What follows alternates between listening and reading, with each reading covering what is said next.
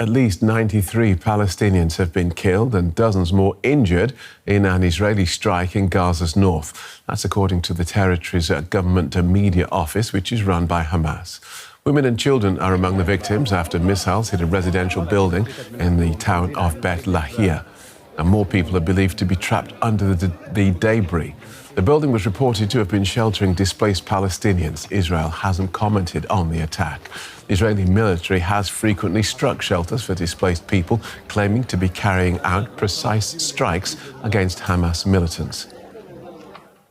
Meanwhile, the UN has warned that there is no alternative to its aid agency for Palestinians after Israel's parliament voted to shut down UNRWA in Israel and occupied East Jerusalem. Israeli lawmakers also passed a bill declaring the agency a terrorist organisation. UNRWA was founded more than 7 decades ago and has provided critical support for Palestinian refugees in the Levant since then. The two new pieces of law are due to go into effect early next year. If implemented, the UN says the bills would likely prevent UNRWA from continuing operation in the occupied Palestinian territories. Israel accuses the agency's employees of involvement in the October 7 terror attacks. Well, Jonathan Fowler is UNRWA's senior communication manager. Welcome to DW, Jonathan. If this law is implemented, what will it mean for your work in Gaza and elsewhere? Well, thank you very much for having us on the broadcast, Phil. We're still studying the potential outcomes of this legislation, but indeed, if it is implemented, it risks unraveling the international aid operation in the Gaza Strip at the worst possible time. This is an enormous humanitarian crisis. Everything needs to be done to alleviate this crisis, and this is the absolute opposite of that. Because UNRWA, we are the backbone of the international aid operation in the Gaza Strip. And that's not just us that says that. That's all parts of the United Nations system, international NGOs too. And if you remove the backbone, of course, from a body, then the rest of the body just falls apart. No other UN agency is able to function without our capacity, our logistics and everything on the ground in the Gaza Strip. That's a fact of life. So what differences are people living in areas that you service likely to see if this ban is implemented? Well, again, we're talking in hypotheticals here, but the most obvious difference is a life and death difference in the Gaza Strip, because UNRWA in normal times, our primary work involves delivering education and health services to Palestine refugees in the Gaza Strip, in the West Bank, including East Jerusalem, plus Lebanon, Jordan, and Syria. Now, it's not the first time we've been through a crisis and that we've had to deal with a humanitarian crisis. But in these crises, we pivot into a more sort of traditional humanitarian role. And it's simply, it's been rendered increasingly difficult for us to do our work. Over 200 of our staff have been killed. Around 200 of our installations have been hit. More than 500 people have been killed under the protection of the UN flag in UNRWA installations. So if the operation unravels, the medical care, the emergency medical care, the food operations, all these kind of things in the Gaza Strip, it really does not bear thinking about. But then if we look at our work in the West Bank, we are a significant provider of education and health services also in the West Bank. And if we'd been having this conversation in September 2023, we would have been sounding the alarm about the West Bank, because the level of violence, the level of instability in the West Bank was spiking, with consequences for people who live there. Now, if our operation unravels there also, then this is extremely problematic also, because the well-being of the people that live in these areas. So just to be absolutely clear, without Israeli cooperation, UNRWA cannot function in the territories where it's currently serving. That's what it comes down to, basically. I'll give you one example from the Gaza Strip. But this applies to UN aid workers in war zones around the world. We need to do what is known as deconfliction, which is that we need to be able to speak with the warring parties to ensure that aid workers can move around safely and securely as much as possible to actually do their job of work, which is to alleviate the suffering of people in war zones. Now, if we're not able to have any kind of dialogue with Israeli officials of any kind. And if that means that we can't speak with the officials with whom we do this deconfliction exercises, then that's all these deconfliction processes. This means that we cannot function. That's one example. But then, in the West Bank, I mean, you've got issue of checkpoints, but we've also within, working with Israeli tax authorities, all these kind of things. There's a cascade effect, right, which is a very real risk. Let's look at, part of Israel's justification for this proposed ban is its claim that Hamas has taken over many of your facilities. Seen through that lens, stopping you operating in the territory makes sense, doesn't it? Well, let's look at what the Gaza Strip is like. This is a war zone. This is one of the worst urban conflicts since the Second World War. People who have supposed control, organizations that have alleged control, but no longer do. I mean, we've had to evacuate numerous buildings. Often these allegations concern sites that we no longer even have a presence in. And I want to stress that we've had claims of both sides in this war using our facilities. And every time these claims come to our attention, we sound the alarm, because these are breaches of international humanitarian law. But all too often, I mean, this idea of somehow a takeover, we're involved, and it's a sort of, explicit, implicit support. That's absolute nonsense, I'm afraid. The point is, this is an oscillating situation, and usually these involve places where we are no longer there. And so do these proposals actually provide an opportunity, perhaps, for UNRWA? Is there a case for reforming the organisation, or perhaps replacing it with something else?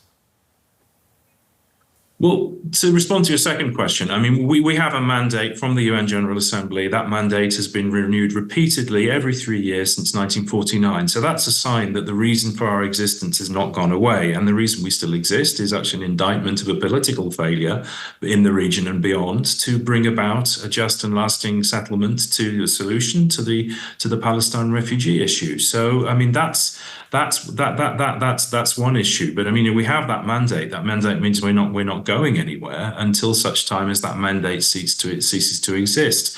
The organization is reforming. The organization has been reforming for a number of years. No organization is perfect, particularly large organizations and organizations functioning in extremely sensitive political contexts. But we've gone through repeated reviews, independent reviews, and it has been concluded that we have the most robust frameworks for scrutiny. We are the most scrutinized entity in the United Nations system. All of these things mean, yes, we all recognize, all parts of the UN recognize that we need to do better. Right.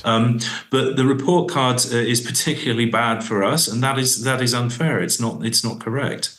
Thanks for talking us through that so clearly. Jonathan Fowler from UNRWA. Thank you. Thank you very much indeed. Goodbye. Well, Ziad, Issa joins me from Amman. He is the head of Women, Peace and Security at ActionAid. Explain why your group calls this ban reckless, a ban that Israeli lawmakers say is based on what they call a deep connection between Hamas and UNRWA. Well, because it is going to have catastrophic consequences for millions of Palestinians who live in Gaza, West Bank, East Jerusalem, but also Palestinians, refugees in Lebanon, Syria and Jordan who rely on UNRWA to access basic health services, education services and protection services. UNRWA has been the main aid providers for Palestinians since 1949. It's mandated under the UN General Assembly to be the entity that protects the right of Palestinians and provide the support that Palestinians need. And since October, UNRWA has been the main aid providers for aid inside Gaza and West Bank, and a lot of international organizations, including us as ActionAid, we rely on UNRWA infrastructure, on UNRWA knowledge and ability to carry out very complex operations to be able to deliver aid for millions of Palestinians who need it. The other thing is you're talking about operating within a war zone. What extent can other agencies like yours fill the gap left by UNRWA? Well, we're very clear that there's no organizations or another UN entities that can replace UNRWA. UNRWA has existed in Palestine since 1949 and has built a lot of infrastructures that a lot of organizations use to be able to carry out aid operations. UNRWA is the only provider for fuel inside Gaza, which is really critical for hospitals, really critical for us to be able to move supplies. We access UNRWA warehouses, we use UNRWA trucks. Also, UNRWA is the coordination bodies within INGOs that tell us what is needed to be done. The work of INGOs inside Gaza is to fill the gaps that UNRWA is not able to do. So UNRWA has been the main aid providers for decades. The other issue that, UNRWA is mandated for Palestinians refugees. All refugees in the world are mandated under UNHCR. Palestinian refugees in particular have UNRWA to protect their life and dignity. So attacks on dismantling UNRWA is not only about aid delivery, it's about recognizing that Palestinians has the right to exist and has the right to return to their home and to live free from violence.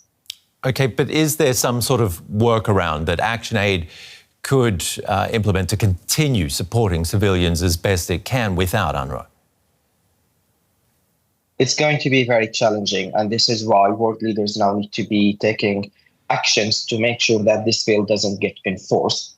As we highlighted, it's going to create a lot of challenges for aid organization. It's going to have huge impact on Palestinians who access aid services and protection services and health services through UNRWA. And for any agencies that will try to fill these gaps, it's really critical and important that it continue to coordinate with UNRWA about how work should be done and what needs to be done. We're not planning to take, as ActionAid, we are not planning to take any funding that was initially allocated to UNRWA. We are not planning to take any operations that UNRWA used to carry out, because it's important that we all stand in solidarity with the agency and what it stands for, which is the right of Palestinians to live free from violence and to be able to return to their homes. So, this is why world leaders now need to be, this is not a moment for silence. This is not a moment to put weak statements from global leaders. There's concrete actions that world leaders can take to make sure that this bill doesn't get enforced, including sanctions these individuals who are supporting this bill and pushing for this bill, including applying diplomatic pressures, sanctions on Israeli officials that have been encouraging these bills to move ahead within the Israeli Knesset. So can I just ask, would you be prepared then to leave Palestinian civilians in Gaza in the lurch to support UNRWA? Of course not, because we work with UNRWA, but we work with many of the Palestinian civil society organizations, and we provide support to this organization through UNRWA. But there are examples where we work directly with Palestinian civil society organizations that carrying out aid deliveries and protection services for Palestinians. As ActionAid, we don't implement directly within Gaza. We work through partners. This is really important to make sure that the humanitarian response that we do is principled, is informed by the need of Palestinians, and conducted in a way that adhere to the humanitarian principles. And for us, it's important to recognize and support that UNRWA needs to exist and need to facilitate the work of humanitarian organizations. But also it's important to ensure that other Palestinian civil society organizations, small movements that work on providing health services, protection services, especially for women and girls, continue to be able to receive the support they need from us as ActionAid. Okay, we'll have to leave it there. Ziad, Issa from ActionAid, thank you for joining in the discussion this morning.